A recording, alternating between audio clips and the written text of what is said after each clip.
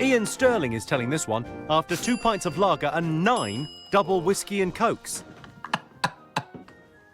Right, I'm talking about Robert Falcon Scott, a.k.a. Scott of the Antarctic. Excuse me. 1911, Robert's kicking about. He used to be in the Navy. He's been everywhere, mate. Literally everywhere. You name it, he's been it. And he's like, I'm done with this 18 to 30 shit. I'm gonna go South Pole, mate. We want to do research. We want to find out about what's going on down there. So it's all about the research. But in his head, he's thinking, Robert Falcon Scott, middle name Falcon, write it down, Falcon. I'm going to be the first one to the South Pole, mate. So he's off. He's gone to the place, to the South Pole. 4th of January, 1911.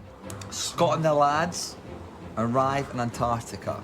Got Lawrence Oates, Captain Lawrence Oates. And he's saying things like, I dislike Scott intensely. Scott doesn't know what he's doing. He's reckless. I should be in charge of this whole affair sort of thing. You've got Edward Miller, Mr. Scientist. Wilson. Oh, piss. Edward Wilson. He's over there, just constantly on the phone to his missus, like, I'll be home soon, babes. BRB. What time are you going to be home for tea? He's like, in about 7 months. Like, it's a nightmare. You've got Henry Bowers, who was an explorer. I just threw up in my mouth a little bit then. It's fine. Then, bang! Boop, boop, boop, boop, boop, boop. Telegram for Scott of the Antarctic. Scott of the Antarctic is like, you won't believe who it is. Fucking Raoul Amundsen. Norwegian boy. Tall, blonde, handsome. He's tanned even though Norway's cold. That's how handsome this man is. If Hitler had won, Roald Amundsen's what would have happened. But you get the idea. This guy's Aryan as shit is what I'm trying to say to you, right? He says, hey, Scott, we're going to go North Pole, but Americans have gone to the North Pole. No point now. I'm going South Pole. Go suck a seal cock. We're going to beat you there, mate, and you're done for. And then Scott sees it and he's like, wow, that guy's good at English. That's his first thought. Second thought is like, boys, we're up against a very big man. So they're like, oh, we better get headed off, like. Captain Lawrence Oates goes, how the fuck are we getting to the South Pole? And Scott's all like, we're skiing. Everyone can ski. And Lawrence is like, nobody can ski. Scott's like, what? No one can ski? They're like, nah, no one can ski, man. Scott the Antarctic's like, oh, we need to change this up. They're like, brilliant. What's your idea? Roller skates. Maybe you're gonna get some roller skates. Sorry. Maybe. Sorry. He's like, oh, we're gonna have to walk it.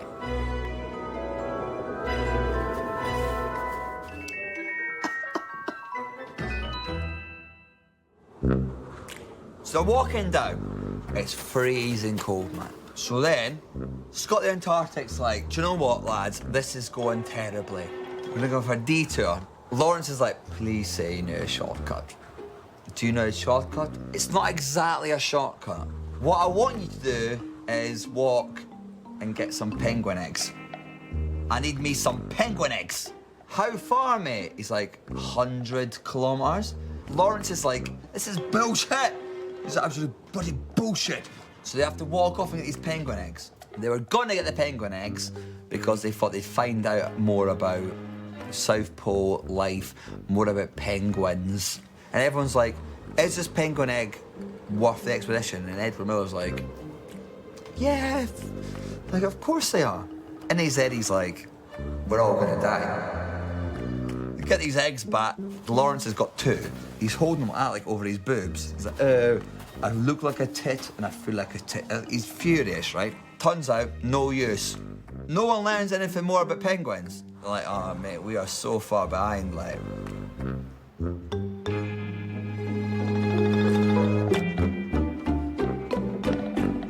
here's where it gets better. So, on the 17th of January, 1912, they see the South Pole. Scott Antarctic's like, oh. Everyone's like, Scott, that's a bit weird. He goes, shut up, I'm setting the scene. There's still the guys carrying the penguin eggs going, I mean, these are obviously dead now. They walk up. What do they see? Red, white, cross, bush. They can hear fucking Captain Norwegian in the background. Norge, Norge, Norge. Ah, fuck die. Fuck die. Norway had been there first. Days before. 26, 36, 46, 51. 34. 34 days in advance. Scott Antarctic's like, are you fucking kidding me? Oates is like, I fucking saw that. I bloody saw that coming. Scott Antarctic's like, this is a nightmare. Not only have we not got there fast, we've got 1,500 kilometres back home. And they're going, we're just heading home, yeah? We're just heading home. Scott Antarctic's like, nah, man, we're making this journey count. And then Scott goes, out loud, we're all gonna go get 36 pounds of rocks, mate. And we're carrying them all the way back. Everyone's going, mate, we've got stones in England. He's like, nah, these are South Pole stones. Stones are important. So then the poor Edwards lad, he's texted his missus going, mate, that 8 months, I've got to get some stones. And his missus is doing that whole thing of like, every time you go out, you give it the whole extra month stones thing. He's like, nah, this is legit this time. I need to get me some stones. So, they go and get some stones. Oh, fuck.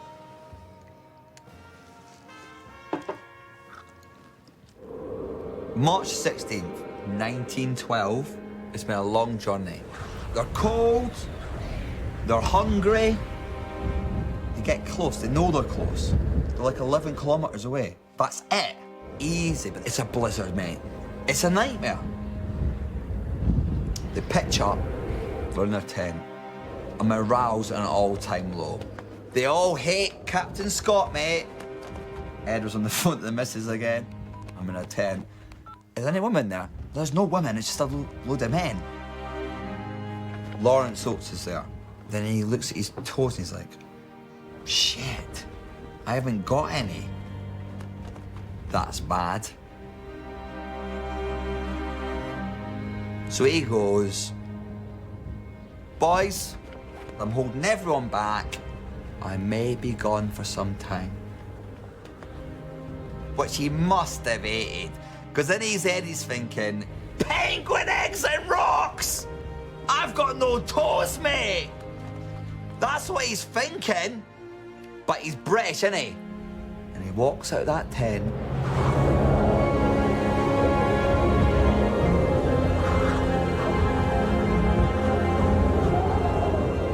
And that's him. That's him knackered. Gone. Edward's fucking Mrs. Furious at this point. She's like WhatsApping her mates. They've got a group now. Edward's a cunt. Can I say cunt? Can I? They've got their group. Edward's a cunt. And they're going, oh, Edward's not been home. What's he been doing? Oh, he's been getting 36 kilograms of rocks. All his wife's mates are going, I think that might be a lie, you know. Scott the Antarctic's looking at the bag full of like 36 kilograms of stones going, do you know what? If the truth be told, I think I've dropped the ball in this whole thing. Maybe we shouldn't have picked up the stones. So you're thinking, what do you do? You're 11 kilometers away. Do you just walk it? What does he do? What does he do? What does he do? He fucking waits to die. That's it. Cooks a cup of tea. So he's got heat. Cook the eggs.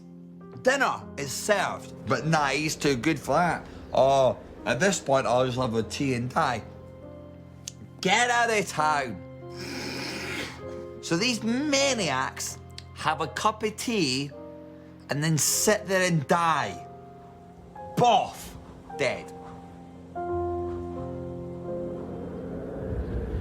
And then it turns out, once they die, that the rocks they got meant that like it turned out that at one point the world was like one whole beautiful planet. Continent. Imagine that. But at the same time, eat the egg!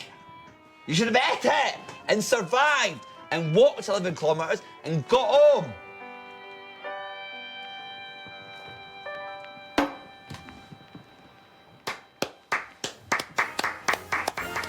By the end of this, Chris Ramsey had drunk 16 bottles of lager, making him officially Newcastle's most sober citizen.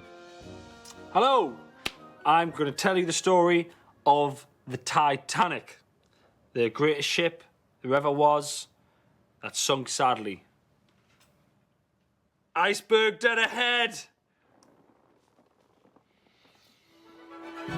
So, it's 1908 and a ship designer, Thomas Andrews, has got an idea for a new ship.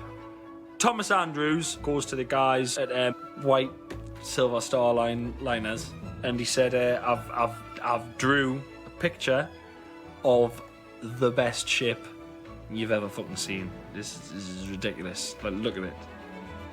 He's a really good drawer. Like in the corner, he drew like a spunk and knob. Like, sorry, I didn't. He ripped them off. And he goes, all right, Titanic, biggest, best, most luxurious, fantastic ship I've ever built.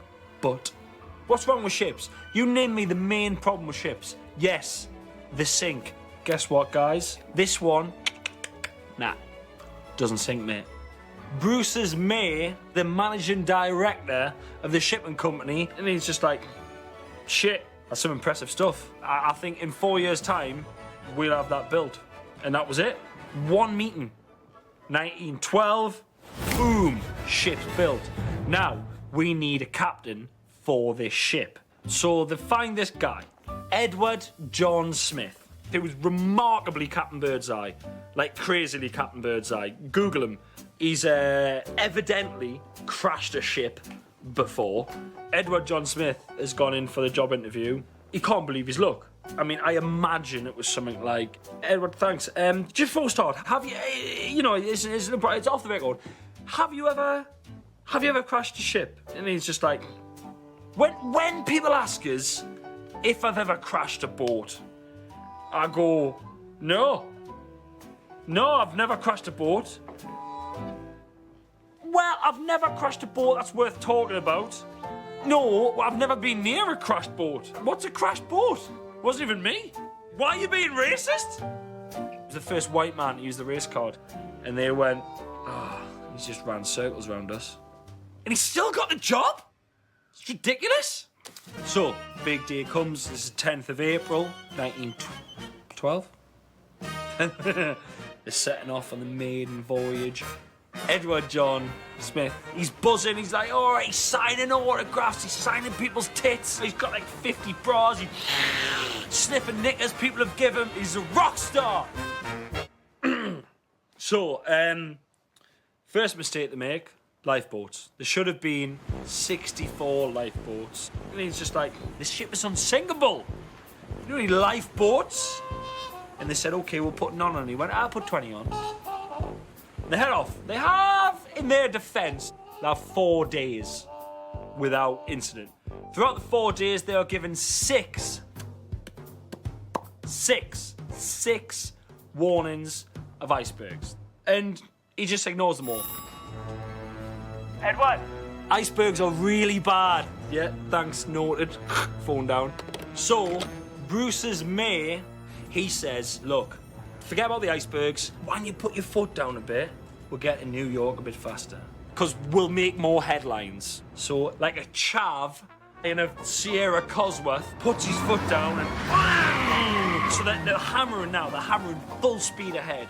Then, there's a safety drill planned for one of the days, and it's inexplicably cancelled. There's no record anywhere of why it's cancelled. So the guy comes up and he's like, Captain! Captain Edward John Smith. Captain Edward John Smith. Captain Edward Smith. Everyone wants to know what's going to happen in the event that this unsinkable ship sinks. And he's like... That's just going to depress everyone. No one wants to know what's going to happen if they're going to die. They're not going to die. It's an unsinkable ship. They jinxed it. They massively jinxed it. Now, Frederick Fleet. Alliteration and name's amazing. Frederick Fleet, his main job is to look out for icebergs, right? Now, legend has it that 30 seconds either way would have marked life or death for the people on the Titanic. Now, Frederick Fleet is on the deck. He's looking out for icebergs. But my God, it's a bloody Zumba class happening. He's obviously having a look at the young girls, Zumbaing away. He's seen nothing like it in his life. And then at the last minute, he looks up from some Zumba and he sees iceberg. Iceberg! Iceberg! Dead ahead. He freaks out. This is the moment of training that he planned for, that he thought would never happen. He phones up to the bridge and he says, "The iceberg! Dead ahead!" Someone on the other end goes, "Thank you." He puts the phone down. Genuinely true. It was like the stars of fannying on were aligned, so enough people fannied on. The guy sees it, he's messing around, there's a delay on that. Then he phones up, they go, "Thanks," because they're doing God knows what. Then they tell the captain, and then he's so confident. I bet you there might have been a moment when he was like, "Iceberg, eh? Let's just chop it in half." There might have been a moment when he thought, "Let's just chop it in half. We're unsinkable. What's the iceberg going to do?" Like, ultra confidence. But there must have been a point where they were like, "Right, okay, the shit's hit the fan here. This is real. This is genuinely real." They turn the ship straight to the side like that. Left or right, whatever it was. Let's say it's left for this instance. Straight to the left. Pops the side of the ship. And then the water started filling in. Thomas Andrews, the man who designed the ship himself, said to the captain, "It is a mathematical certainty that this ship is going to sink." The word spreads that this ship is going to sink. And guess what? Guess what, guys? There is not enough lifeboats. Women and children first! Women and children first! It's fine that you've soiled yourself! You're not a woman! It's lies! Get back, sir! You stand and watch your wife and child leaving your life forever! It's fine! Women and children first! Pretty dark. Apparently, Edward John Smith, the captain, famously said to everyone, "We're fucked. It's, you know what I mean? We're going down. Good game, good game, good game. It's over. I'm going down with the ship." But hey, be British. What does that mean, Edward? It's so vague. What the fuck? It's like a riddle. It's like, don't feed them after midnight. It's a riddle. Shh. This is Edward John Smith, your captain. The ship is going down. As the ship goes down, you perish, you fall to your death, and you sink and you die and you freeze. Please remember. Be British. They took "be British" as stiff upper lip, and they queued politely for the lifeboats. They took a ticket from the delicatessen machine, they stood there, they waited, they went, "If I make it, I make it. If I don't, I don't. Not a problem." And sadly, over 1,500 people died because of queuing for the lifeboats. But Charles Jogan, the baker on the Titanic, interpreted the phrase "be British" in the way that we would interpret it now in 2016. Charles Jogan got pissed. Charles basically stands there, probably takes his top off, he takes his chef's hat off, he just like smears icing all over himself in a big T for Titanic, going, "Yeah, I'm British!" And he just gets absolutely steaming. And he gets so drunk to the point that when he finally enters the icy depths, it doesn't affect him because he's so drunk and his blood has been so thinned by the alcohol, hypothermia can't set in because his blood can't set. And he gets rescued and he's fine, and it's because he was British and he was pissed. And that's why Charles is my hero. You fucking did it, lad. The only thing more steaming than the Titanic is Chris Ramsey talking about it. Well, that's it for tonight's show. It's time for our drunk comics to head home. After all, that taxi isn't going to be sick in the back of itself, now is it? Good night.